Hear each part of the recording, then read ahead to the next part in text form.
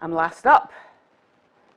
And there's 10 words that were allowed on a screen. It's a quote from Steve Jobs: people who know what they're talking about don't need PowerPoint.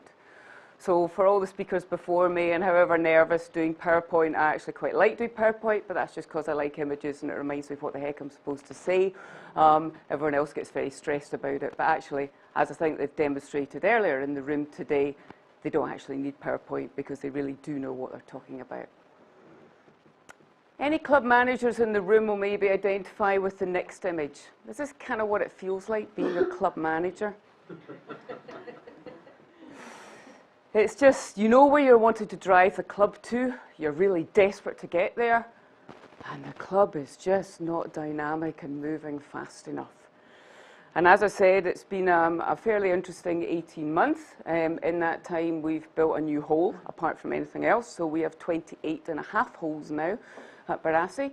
But we've also restructured the governance of the club. I've now got a longer term council with 4 people on it, and myself and the captains, plural, as ex officios, and we have a captains committee doing that lovely minutiae stuff. And in that time as well, we wrote the constitution to match up with that new governance structure. So it's been a busy old time.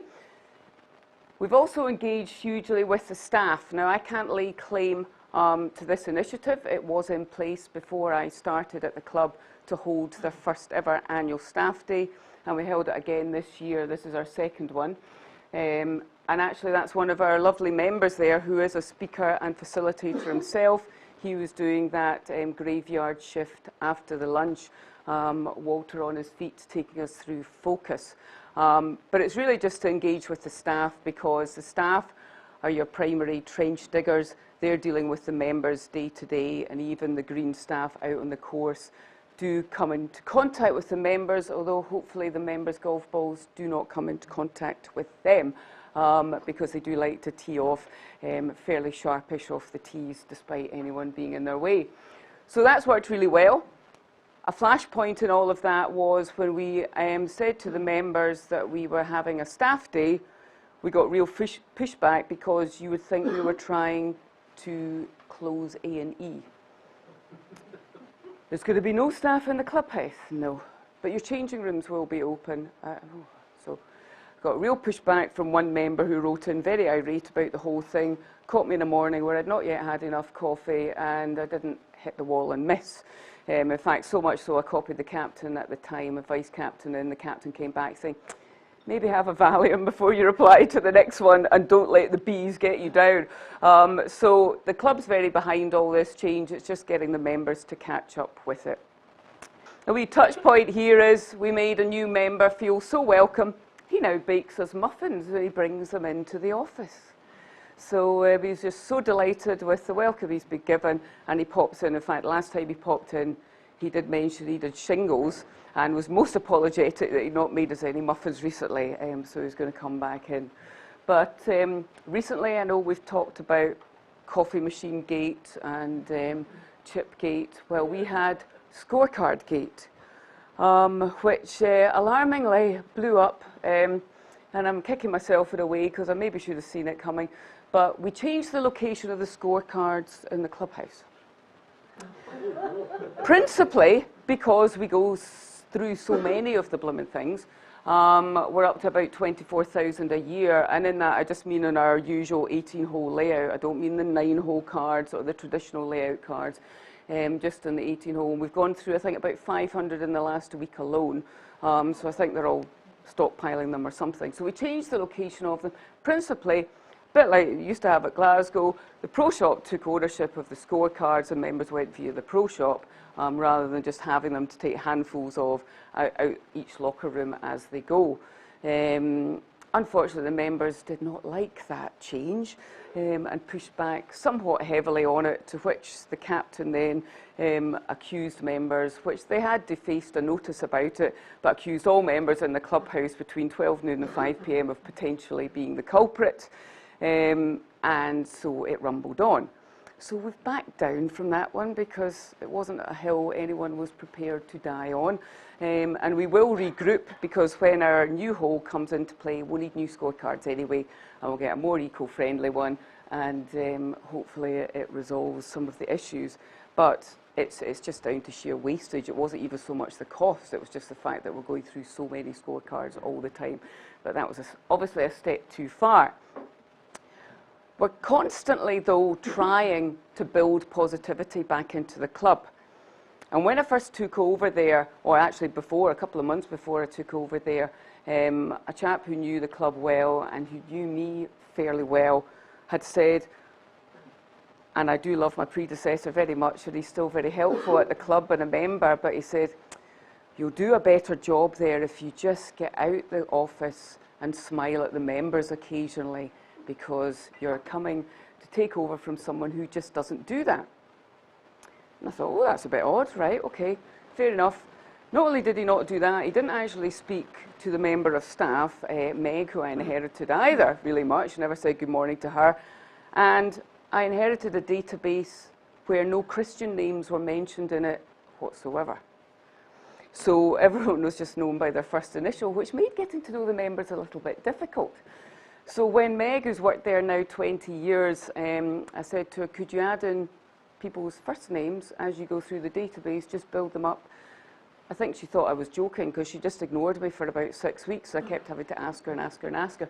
Anyway, we're now building up quite a few first names now have come through, so we actually get to know people's names. And when I had a new members evening last week, I got the pleasure of inviting 75 new members to the club. And they're new members since the 1st of September just last year. So that's a nice healthy number. That's across all categories, social too. But everyone that turned up, and I think probably about 30 of them turned up, they're all very vibrant and happy to have joined the club. Really, in fact, grateful that they've been allowed in, because I think they still think there's going to be proposers and seconders and interviews and all that restriction. And so we're just cascading out all that positivity, all the positive messages we can about the club, building on that club branding, that it's no longer a stuffy, restrictive place to be. We've kept in place the relaxed dress code that we implemented before I joined when the RNA held their junior open there. So blue denim is now allowed in the clubhouse, and yes, the members do push back on that from time to time, but they're very welcome to wear their collars and ties still if they wish to do so. We did also initiate a 2020 offer for members. That word of mouth, member get new member, and that's worked very well for us as well. And I think with the new whole, new governance structure, new constitution, relaxed dress code, and dare I say, new general manager, it's been a kind of new chapter in the club going forward. And we're just getting feedback from our new business plan, which we've communicated out to council and committee. So I've got that longer term strategic council working away on that, predominantly being the chairperson and myself who've done the business plan and reaching out to all the different departments of the golf club for their input into that. So we're just getting feedback from committee and council, and then we'll communicate that out to the members.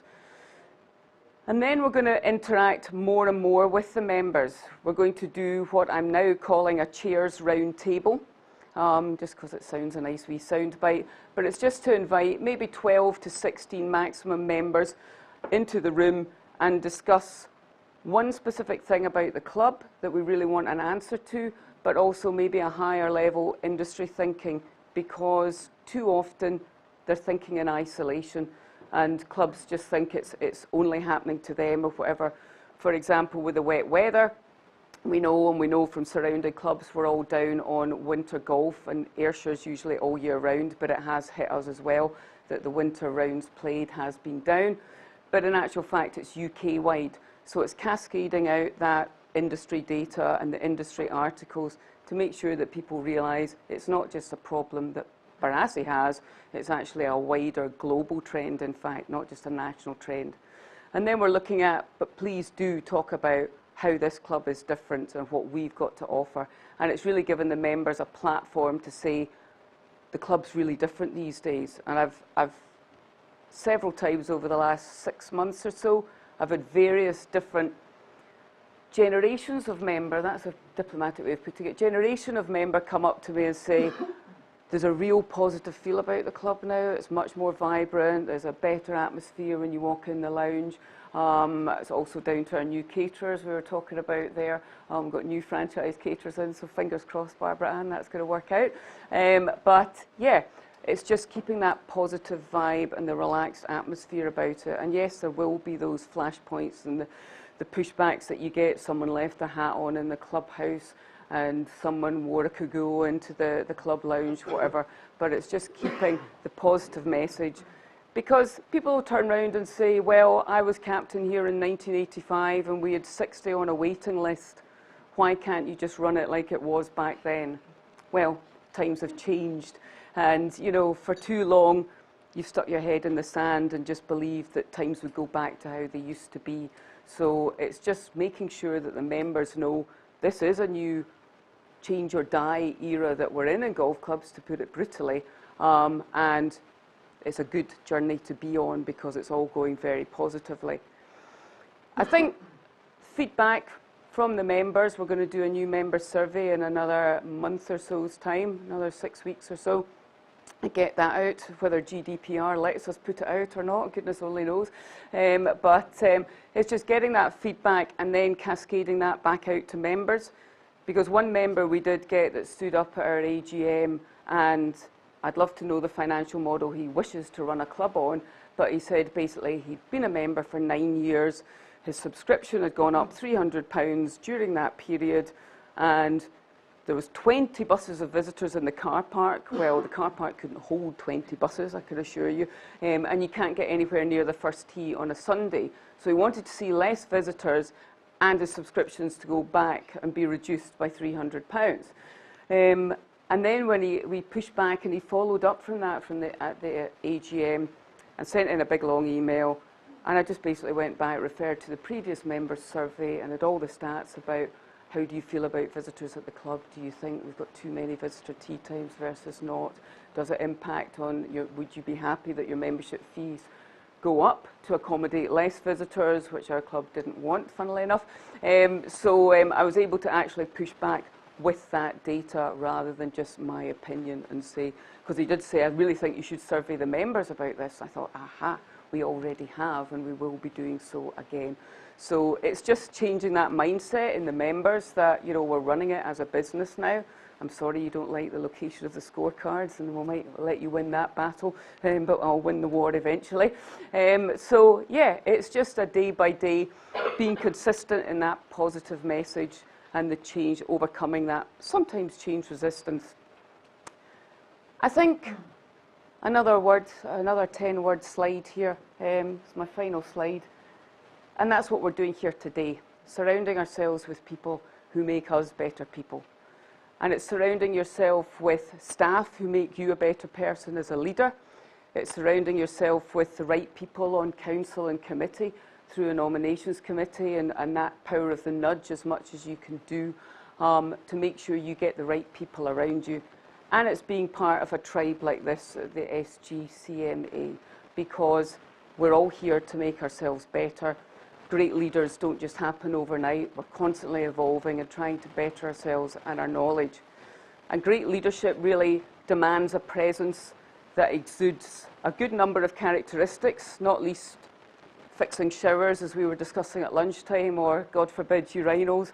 But also, I think the kind of key characteristics are credibility. You get that from industry knowledge and industry education. You are the paid expert there. It's also longevity. Having just been in the role 19 months, it takes a while for them to build up trust that you are there for the long run and you do have the club mission at heart.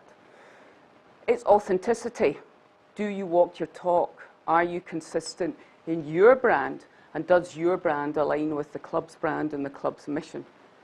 And then stability. Are you consistent with the message? Do you treat staff and members fairly and consistently across the board? And then I think as well, and most importantly probably in this job, strength of character.